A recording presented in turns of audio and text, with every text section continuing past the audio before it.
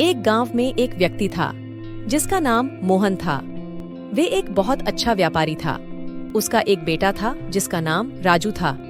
मोहन का सोने चांदी के आभूषण का व्यापार था। मोहन की तबीयत ठीक नहीं रहती थी, इसलिए वह अपना सामान शहर में बेचने नहीं जा पाता था। एक दिन मोहन उदास बैठा था, तभी राजू अपने पापा से पूछता है, क्या बात है पापा, आप उदास क्यों हो?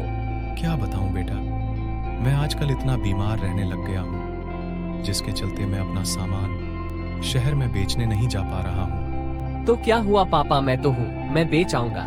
नहीं बेटा, तुम अभी बहुत छोटे हो और शहर में बहुत से ठग घूमते हैं जो तुम्हें बच्चा समझ के ठग लेंगे। नहीं पापा, आप मुझ पर विश्वास रखो, मैं आपका सारा सामान आपसे अच्छे दाम में बेच कर आऊंगा। नहीं बेटा, तुम यह काम नहीं कर सकते क्योंकि तुम बहुत छोटे हो। राजू के जिद करने के बाद मोहन उसे शहर भेजने के लिए तैयार हो गया। शहर तो जा रहा है, लेकिन मेरी यह 3 बातें याद रखना जिससे तुझे कोई ठग ना पाए। पहली बात, अपनी माँ से 4 रोटी लेकर जाना। जब भी भूख लगे तब 3 बार यह बात बोलना, 1 खाऊं, 2 खाऊं, 3 खाऊं या चारों को खा जाऊं। दूसरी बात, जब रात हो तुम किसी धर्मशाला में सोने के लिए रुको तो ये देख लेना कि वह दरवाजा लॉक वाला होना चाहिए। अगर लॉक ठीक ना हो लगे तो अगली धर्मशाला में चले जाना। तीसरी बात, जब भी किसी दुकान पर सामान दिखाओ और वह कीमत कम करने को बोले तो ऐसा बोलना कि पापा से पूछकर आता हूं। ऐसा बोलकर वहां से चले जाना। अगर दुकानदार वापस बुलाए तो ठीक, नहीं तो दूसरी दुकान पर चले जाना। राजू ने सारी बातें ध्यान से सुनी और समझी और 4 रोटी लेकर शहर के लिए निकल जाता है। शहर पहुंचते पहुंचते उसे शाम हो जाती है। तभी उसके पीछे 4 बदमाश उसका सारा सामान लूटने के लिए उसके पीछे लग जाते हैं। फिर राजू को भूख लगती है और वह अपने खाने की पोटली खोल लेता है। फिर राजू बोलता है, 1 खाऊं, 2 खाऊं, 3 खाऊं या चारों को खा जाऊं।